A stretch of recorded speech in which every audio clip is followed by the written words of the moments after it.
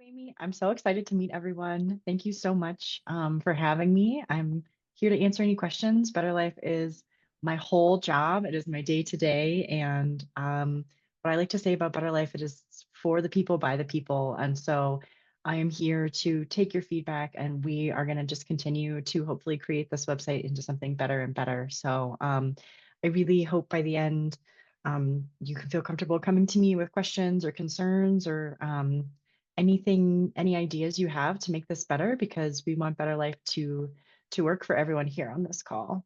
As Amy said, I actually do have my background in speech pathology, but I've been in the clinical research world for 5 years now. And I did work on about 8 to 10 large clinical trials. Some of them were in rare disease. My first one was actually for Duchenne muscular dystrophy, but cancer, metabolic studies. So I've worked in a lot of different disease areas, and patient registries is actually how I met Amanda, and I've worked with her for a few years. So my plan is to give you a demo of Better Life and show you what it can do, and be available for any questions you have. But yeah, an elevator pitch, that's such a good one. Better Life is we tend to blast it on all of our social media. So hopefully you've heard about it by now. I'd be surprised if you didn't. But it is a online research platform. So online meaning you can access it through your browser or on your phone. We don't have an app, but it's compatible for your mobile device if you use Safari or Chrome or whatever internet browser on your phone. And it's a platform, which means you have a login. And there's so much stuff you can do on it. And I think hopefully my demo will kind of show you what we're doing with it. And it's loosely based on a patient registry. So some people may be familiar with the Rochester registry, which is, you're kind of giving your information into this database that we then share with researchers, but your name is not attached.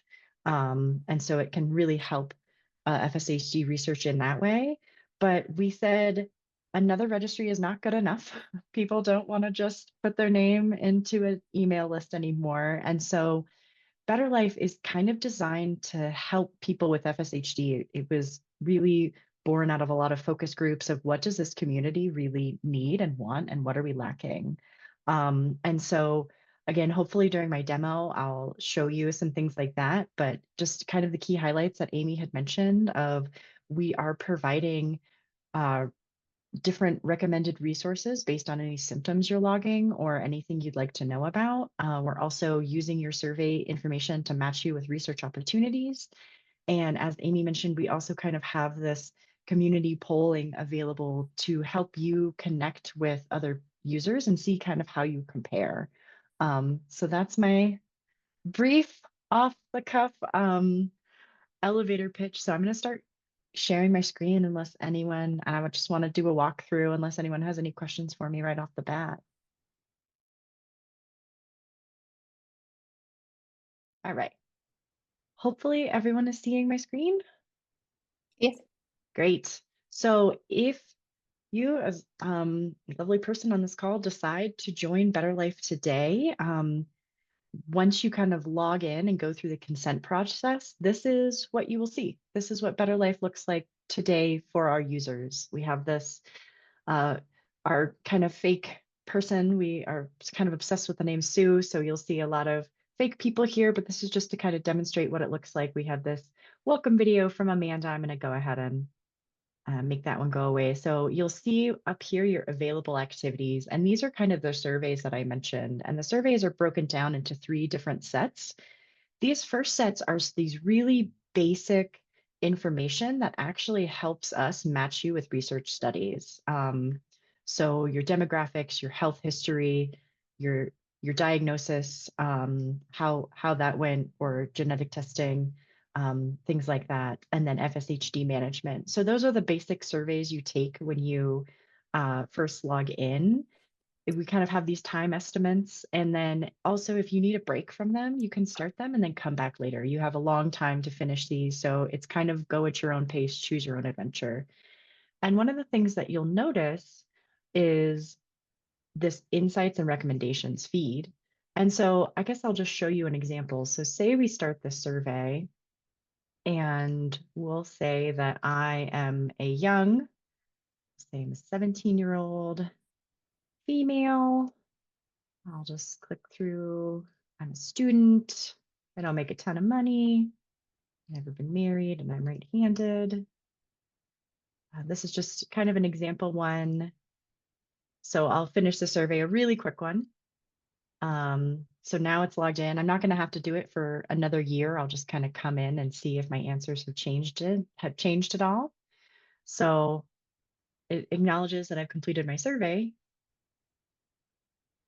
Loads. And then now you'll notice that these insights and recommendations have learned that I am a child. So it's showing me pediatric, and it also knows that I'm a woman. And so it's showing me information. And all of this information comes from the FSHD Society. And it's, again, tailored to me and the things that I might be experiencing. So this insights and recommendations, I just clicked into it. Again, if I'm curious about a certain topic, I have this search menu. So maybe I want to know what there is about holistic medicine. And I search and I can see these articles, again, specific to FSHD and my interests. So if anyone has ever gone to the FSHD Society website, we have these are all the same resources, but they're way easier to find, and then they are delivered to you. And so we also have them tagged. So if any of these pique your interest of articles that you want to learn more about, so exercise maybe, it's really easy to search for resources. So that's just one of the features of our website. Um, Again, maybe some of you have already joined BetterLife and logged on a few months ago and were like, I don't really know what's new. We actually, this whole section about who are the other users is totally new. So this is live data. We're showing 51 people in California right now. So this is a real map of our users. We have 405 total enrolled, primarily FSHD1 for those that have been genetically tested, which is not super surprising. You can kind And of see our I'm age going to, distribution. can I jump in for a second, Kelly? I Yeah, want to please. congratulate us. We're really active, as you can see. We're the Go darkest California. color on the map. So kudos to California. Yeah. Yeah, I had to give this presentation, I think, up in like Kansas, and it was a little awkward because I was like, "How in Kansas?" So y'all rock. We also have areas of muscle weakness. Again, these are reported by participants. So this is all real data. And our hope also is to kind of expand this section as people are curious about other users. And so someone actually asked us too, could you put how many parents you have on there? So we're really wanting to make this as accessible as everyone wants it to be and to see. We also have these things called community polls, which are questions that are posed by anyone. So again, this is live data. So are you the first person in your family to have FSHD? If we say, no, FSHD was already in my family. When we answer, we can actually see in real time other people's answers. So 77 other people have already answered this question with actually a really even split, which is really surprising for being the first and already in my family. And just to give you a preview of some of the other questions we've been asking about seasons, if you feel hot or cold compared to those around you, if you've ever tried acupuncture and if it helped. So we have kind of the biggest portion saying no, but I'm interested in trying it. And 14% said they did try it and find it helpful, and that's 81 responses. So you'll notice here that if you want to suggest your own, we have a step you have to do first, which is to complete these badges or to complete the Discovery Driver badge. So the badges were kind of designed to make the website a little more fun. And so I will kind of go into badges later. Um, and I'm going to do that by switching over to a fake user. So again, I am not a person who has FSHD, so I have to create these fake accounts to give you just a little glimpse into the full capabilities. So this is a test user. Let's say her name is Peggy Sue. one of the beautiful things about Better Life too is that it actually allows you to keep all of your family members together. So let's say Peggy Sue has a daughter, Millie, who also has FSHD. Um, you can keep them tied together. And then when they turn 18, they can take over their account. And so this is really helpful for families. Um, and so I just wanted to showcase that. So let's say I'm Peggy Sue and I want to submit my own poll question. So says, have you ever tried any form of massage? Maybe I haven't, but I'm interested in trying it. So I'll respond to that. Um, I then unlocked something on the website. Yay me, 23% of the other users have also earned this badge. So I'm going to go ahead and close it. And now you can see that I can suggest a poll. So as a user, again, I'm a female. Maybe I'm wondering, did anyone else have their symptoms worsening after pregnancy? I'm curious about it. I don't know. I kind of want to see how other users answer. So I type in my question and then I submit it. And this goes to the back end for our administrators. Currently, there's one person, and that's me. And we kind of are able to see all the questions and compile them, and then put them back out into the community. So to So, mention with that is yep, they do send an email telling you that there is a poll question or answer if you'd like to answer it. And you can then go on and see the results. And they're on the chat, somebody wrote in, and they're on audio, so I couldn't answer them by typing. You can address this, Kayleigh. It said, in the surveys, can we skip questions? We prefer not to answer. absolutely, absolutely. Because this is research and it's voluntary, there's really no mandatory questions on the website that are survey related. So you are able to skip however many questions you feel, or if you don't feel like answering, you can still complete the surveys. That's a really good question. Thank you. It's also free to join. I think someone else asked me that. It's totally free to join. And Amy, you did bring up a good point too, where, as I said, when you take these surveys, we you have some time to finish them, and then if you kind of forget about it, we'll actually email you to say, hey, come back in, it's been 2 weeks, let's finish up that survey. So we did take a recent poll and kind of survey of our community, and about 89% of our users said that they were really happy with the amount of emails we get. So we don't spam you a ton, but we also do just kind of check in every once in a while to remind you what you need. So our users have been very happy about that. So thank you for reminding me about that, Amy, and monitoring the polls. Or monitoring the chat. It's very appreciated. Again, this is a fake site, so I just wanted to come here and show you this new, again, this is released as of Friday. So we are constantly working on this website. We want to implement a ton of features that are going to help you. And so this is always under construction. There's always going to be new features coming out. And one of the ones we're really proud of is called research opportunity kind of matching. So you'll see that as a person who's completed most of my surveys, I can tell that these FSHD specific studies, these are pulled from clinicaltrials.gov. I can see which ones that I am a good match for based on my age, my ability, my motor ability, things like that. So these are from clinicaltrials.gov, as I mentioned. We don't have all of them in here because there's very, very many, but we have the really big important ones. As you can see, we have the ones that are not yet recruiting, or enrolling by invitation only. And if I want to learn more about it, so I believe this is, let me see if I can find the Rochester registry on here. So I'm a good match for the Rochester registry. They don't have any age limitations, so I can go ahead and open it up.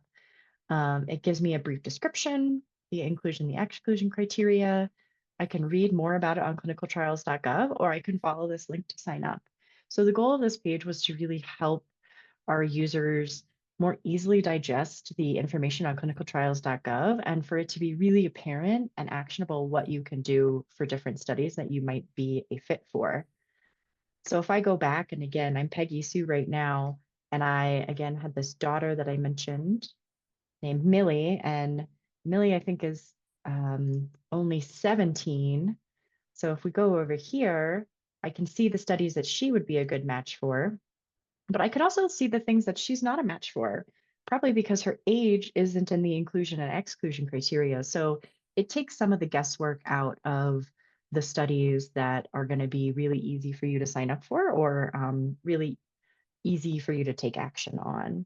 Um, so one other kind of just plug I'll put in is one of the things that we are really working towards, and is really in our next iteration. So I mentioned these surveys. The first set, these again, these kind of background basic surveys, you pretty much just take them once a year. And then we have surveys that come every 3 months. Those are kind of your quarterly check-ins.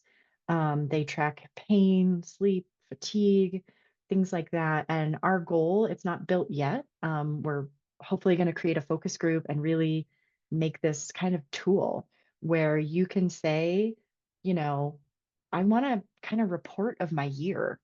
And then we're going to give you all of your survey data back to you in a really nice and easy readable way. So that way, when your doctor asks, how has your pain been over the last 6 months? You have this log of it. And so that's one of the big goals that we are working towards, is to make this really beautiful report. And so in the interim, we have this kind of brief daily check-in where it asks about overall muscle weakness, if we've had any pain, and then fatigue. And so I can submit it, and then eventually I'll actually start to see my statistics. Apologies for the clicking around. But I just wanted to go back to my test user. I think I'm in Millie, and Millie has not been as good as Peggy in logging her symptoms. So just kidding, they're all me. Um, but there you can kind of see, you'll start to see this graph and these averages of your pain, fatigue, and weakness. And so some people have found this useful, of looking at trends and just kind of having an easy way to go and log things. Now there's this help button. Um, and I don't know why it's hidden, but there's a contact us. Um, this email looks horribly scary because it's my example email. Um, so if I say I'm Kayleigh, I'm emailing you.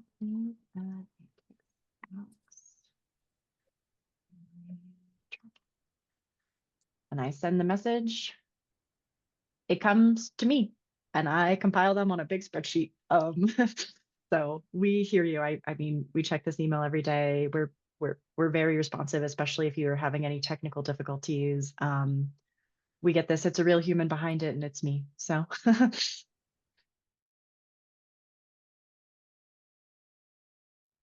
let's just log out here and show you our landing page of the website. We have a ton of FAQs. And we actually have a ton about privacy and security. Again, if you have any concerns about, because we live in a digital world, so we have a lot of FAQs again, but I can even just drop it here if if you have further questions about Better Life. Wow. Absolutely, yeah, and that's we use two-factor authentication. So when you log in, you'll actually set up a separate additional code. So this is kind of similar if you've used like online banking. A lot of websites are moving to this where they send you a code. Again, just because someone has your password doesn't mean it's you. So they're going to say, we'll actually send a code to your email or send you a code over text. And then you put that code in, and that's just another layer of security that we have. And again, our data is encrypted, and I am not a super tech savvy person, so I hope you find these FAQs very helpful. The company that builds this website, Lumio, they are SOC 3 accredited, so they also hold themselves to very, very high standards because yeah, it's your personal data, so we take it very seriously.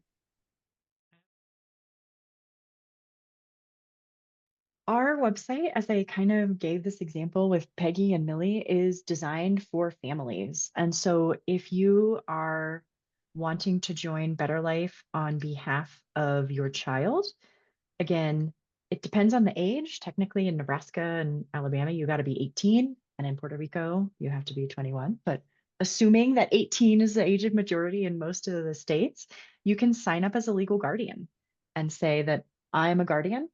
And again, usually, depending on the age, if your daughter, I don't know how old your daughter is, but you would hypothetically ask for her permission.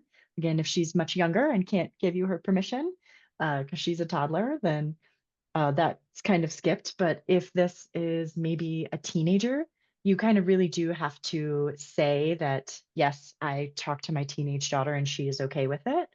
And so it'll be very similar to this view where you will be answering survey data on behalf of your daughter. And if your daughter, again, maybe she's 17 and she wants to also be on her webpage, we have this option called a delegate.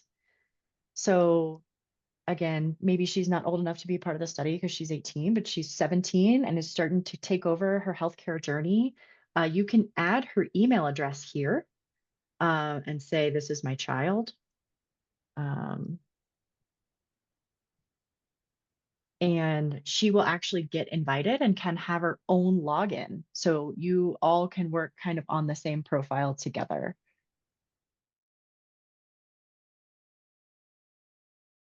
I saw Rod said, can I get my data at the end of the year as an Excel CSV file? Um, the short answer is not yet. But hopefully within 2025, that's the goal. I don't think it will be the raw data as a CSV or Excel. I think it will be kind of put into a report that you can save as a PDF. But it is a really interesting question that I'm going to go ahead and write down because I do actually think that our website has a way to do that. So I'm not sure, Rod, if you are a member and are curious about the information that you have in right now. Um, but I'm just going to make a note and I do have a question about data that you brought that up. Is sure, there a way in the future, if requested, to delete the data that was put in? absolutely. So again, what it looks like is on this profile page, and I'm Peggy Sue, and I decide that I don't want to be in Better Life anymore. I withdraw my consent. And then we ask you, there's kind of two ways for you to leave. So you can say, you can keep my information, but not my name. So this would help us again if you have filled in some pain surveys and we have a researcher who's like, I want to research pain and FSHD. Again, they're not going to get your name, but your data points go into that bucket that we can give. And so that's what the de-identified means. So any survey information that you filled out, again, not your name, not your address, not anything about you, just your survey information will remain with us. Or you can say, I don't want you to have any of my data. Delete all of it, pretend like I was never ever in Better Life. And then you can say, all information about me is removed, and no further information will be added.